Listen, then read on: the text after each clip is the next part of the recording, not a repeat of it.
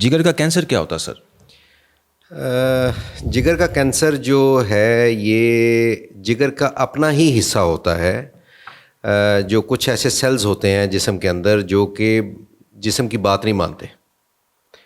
جسم کی اللہ تعالیٰ نے جسم کے اندر ایک پاور رکھی ہوئی ہے کہ کوئی بھی انجری، کوئی بھی کسی قسم کا انسلٹ ہوگا جگر کو یا جسم کے کسی حصے کو، تو وہاں پہ ہیلنگ پروسیس ہوگا. وہاں پہ جو انٹرنل ہیلنگ جب ہوتی ہے ایک حد تک آ کے وہ جب ریپیئر ہو جاتی ہے تو اس کو رک جانا چاہیے. لیکن جب یہ رکتا نہیں ہے، یہ ملٹیپلائی ہوتا رہتا ہے، یہ بڑھتا رہتا ہے، بڑھتا رہتا ہے، بڑھتا رہتا ہے، اور پھر یہ ایونچولی ایک چیز بن جاتی ہے جس کو ہم رسولی کہتے ہیں. رسولی پہلے بغیر جڑوں والی ہوتی ہے، پھر یہ اس کی جڑیں بھی بن جاتی ہیں. پھر جب جڑیں بنتی ہیں تو یہ پھر اپنی اینکریج کے لیے، کیونکہ جتنا بڑا یہ رسولی بنتی جائے گی، یہ گرو کرتے ہیں بلڈ کے اوپر، ان کو خون کی سپلائی چاہیے ہوتی ہے. تو جگر کے اندر ایک وافر مقدار میں خون ہے. جگر کا ایوریج سائز جو ہے ایک نارمل ہیلدی انڈیویجول کے اندر یہ 1300 سے 1500 گرام کا ہوتا ہے، 1.25 سے 1.5 کلو کا ہوتا ہے. سو اس کے اندر اتنا 5 لیٹر خون 1 منٹ میں فلٹر ہو کے نکل جاتا ہے. تو خون کی خوراک کی اس جگہ کے اندر کوئی کمی نہیں ہوتی. سو اس جگہ کے اندر جب یہ اس طرح کی کوئی رسولی بنے گی تو وہ بڑی تیزی سے پھیلتی ہے. سو یہی جگر کے کینسر کا مین مسئلہ یہ ہے کہ اگر اس کو ٹائملی آپ نہیں پکڑیں گے، ٹائملی اس کو ڈائگنوز نہیں کریں گے صحیح وقت کے اوپر، تو یہ آپ کے ہاتھ سے نکل جاتا ہے. سو جو آپ نے پہلے کہا کہ یہ کیا ہے، یہ جسم کا اپنا ہی جگر کا حصہ ہے جو کہ ایک آٹومیٹک ہو گیا. سر اس کی وہ وجوہات کیا ہو سکتی ہیں؟ کن کن وجوہات کے بنا پہ کینسر جو ہے وہ جگر کا بن جاتا ہے؟ جگر کے 2 طریقے کے کینسر ہوتے ہیں. ایک جگر کا اپنا کینسر ہے، ایک جو ہے جسم کے کسی اور حصے سے ٹریول کر کے ہے، جس کو ہم پرائمری یا جگر کا اپنا ایک کینسر کہتے ہیں. پرائمری ہے یا کہیں سے سیکنڈریز آئی ہیں. پرائمری کا مطلب یہ ہے کہ جگر کے اپنے ہی سیل، جیسے میں نے پہلے بتایا آپ کو، اور سیکنڈری یہ ہے کہ کہیں میٹاسٹیٹک، کہیں اور سے، بڑی آنت سے، چھوٹی آنت سے.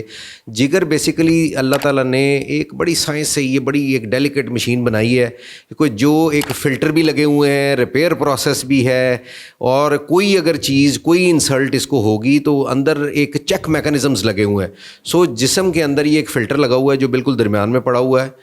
چیسٹ اور ہارٹ اور جو ہے ہیڈ نیک، یہ ایک علیحدہ اوپر والا حصہ ہے اور یہ نیچے والا، لیکن اس فلٹر میں سے سارا بلڈ ٹریول ہو کے گزرے گا. اور یہ ایک اس کے اندر چھاننی یا سیو لگی ہوئی ہے جس میں کوئی بھی ایب نارمل یا کوئی بھی ارریگولر چیز اس میں سے گزرنے کی کوشش کرے گی تو یہ اس کو پکڑ لے گا.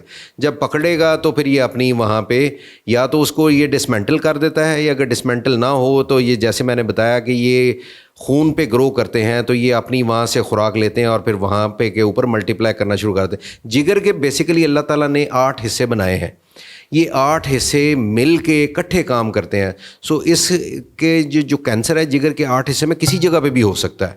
سو آگے فردر جب ہم علاج کی بات کریں گے تو میں آپ کو بتاؤں گا کہ یہ ہر حصے کا علاج بھی علیحدہ ہے اور باقی چیزیں بھی علیحدہ ہیں. سر اس میں ہیپاٹائٹس جو ہے اس کا کیا رول ہے سر جگر کے جو ہے کینسر میں؟ یہ آپ نے بہت اچھا سوال کیا ہے. یہ پاکستان کے اندر ہیپاٹائٹس اتنا زیادہ ہے کہ ہر 6واں یا 7واں بندہ، پہلے 7واں تھا، میرا خیال 6واں ہو گیا ہے، یہ بندہ افیکٹڈ ہے ہیپاٹائٹس سے. موسٹلی جو ہیپاٹائٹس ہے وہ بی اینڈ سی ہیں، لیکن ہیپاٹائٹس اے بھی ہے، ای بھی ہے، ڈی بھی ہے، کافی سارے ہیں.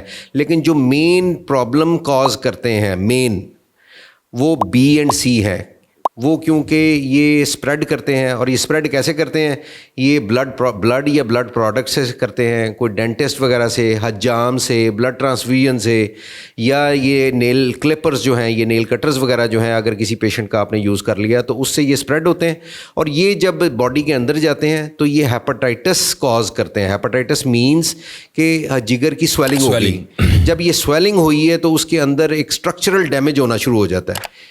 اور جب اسٹرکچرل ڈیمیج ہوتا ہے تو اس ڈیمیجڈ لیور کے اندر جو جگر کا جو گراؤنڈ ہے وہ خراب ہو جاتی ہے، اور اس میں جو اسٹرکچرل ڈیمیج والی جگہ کے اوپر یہ پھر یہ اس طرح کے کینسر سیلز جو ہیں وہ بننا شروع ہوتے ہیں، اور پھر آہستہ آہستہ یہ بڑے ہو جاتے ہیں. سر یہ ہیپاٹائٹس بی اور سی، آیا یہ دونوں ہی بہت زیادہ نقصان دہ ہیں یا ان کا نقصان بھی علیحدہ ہے؟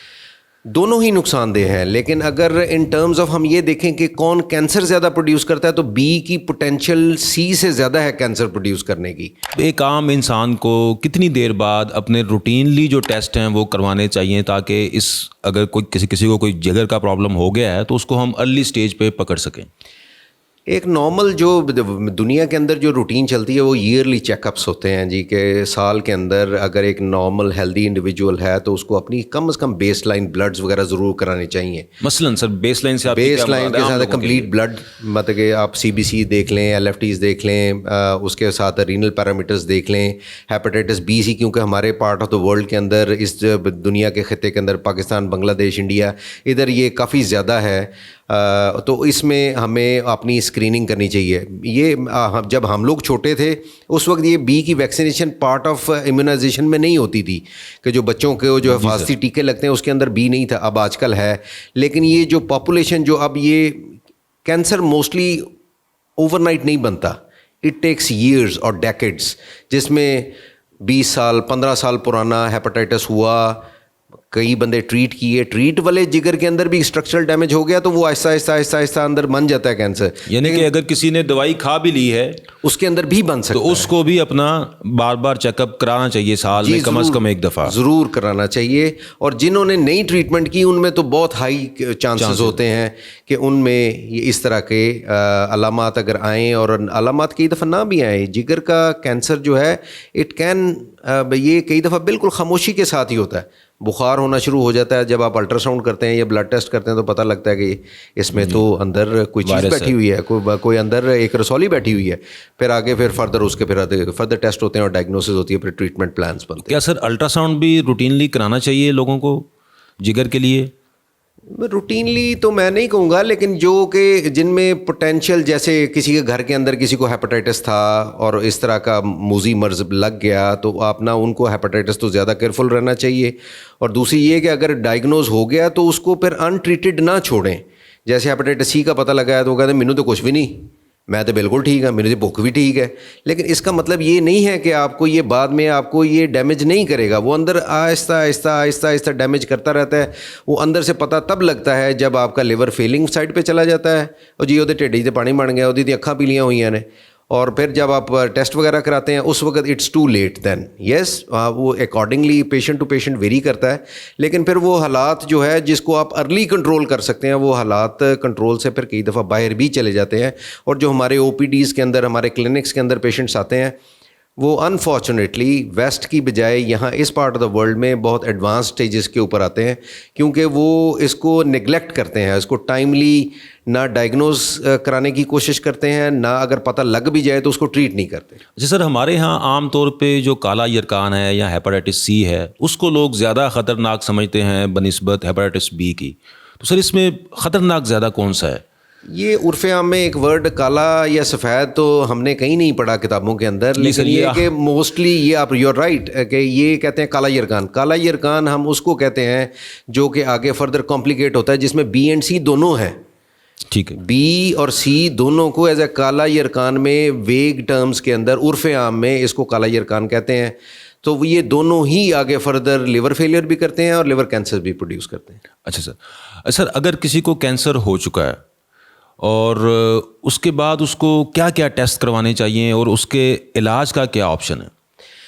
اس میں جیسے میں نے زبیر صاحب پہلے کہا کہ اس میں جو ہے اسٹارٹنگ پوائنٹ یہی ہوتا ہے base line test. Base line test سے ہمیں اتنی انفارمیشن مل جاتی ہے کہ ہم نے آگے فردر کدھر جانا ہے اور کتنا جانا ہے.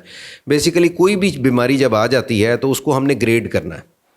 جیسے میں ایک مثال کے طور پہ کسی کے ایل ایف ٹیز آئے ڈیرینجڈ ہو گئے، اس کا آگے فردر الٹرا ساؤنڈ ہوا، الٹرا ساؤنڈ کے اندر جگر کے اندر ایک جگر کے حصے کے کسی حصے کے اندر بھی ایک رسولی نظر آ گئی.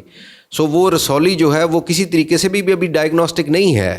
ممکن ہے کہ وہ سسٹ ہو یا کوئی اور چیز ہو یا کوئی سالڈ لیجن ہو، لیکن اس کا آگے پھر فردر سی ٹی اسکین کرنا پڑتا ہے، ایم آر آئی اسکین کرنے پڑتے ہیں.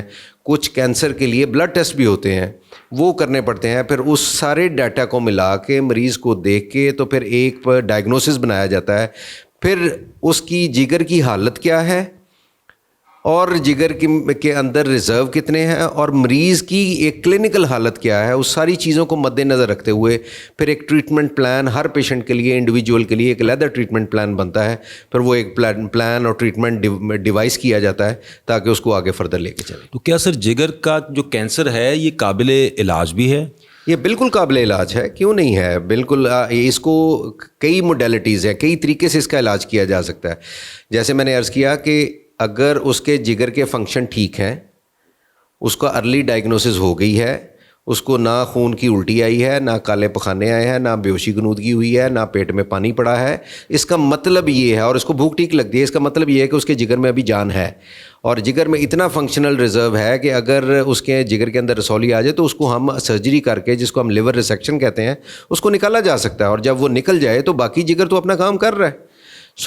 لیکن اس جگر کے اوپر ہم نے نظر رکھنی ہوتی ہے، کیونکہ جہاں پہ ایک رسولی بنی ہے بعد میں اور رسولی بھی بن سکتی ہے، جس میں کہہ لیں کہ 10 to 15% چانسز ہوتے ہیں کہ ڈاؤن دا لائن کوئی اور رسولی بھی بن سکتی ہے، اور اگر وہ اس کو ٹائملی نکال دیں تو بندہ اپنی نارمل ایک طبعی عمر پوری کر سکتا ہے۔ اچھا سر، ہمارے ہاں جو عام طور پہ جو عام لوگ ہیں ان کو یہ آئیڈیا نہیں ہوتا کہ اگر ہمیں جگر کی کوئی بیماری ہو گئی ہے تو ہمیں کس کے پاس جانا چاہیے۔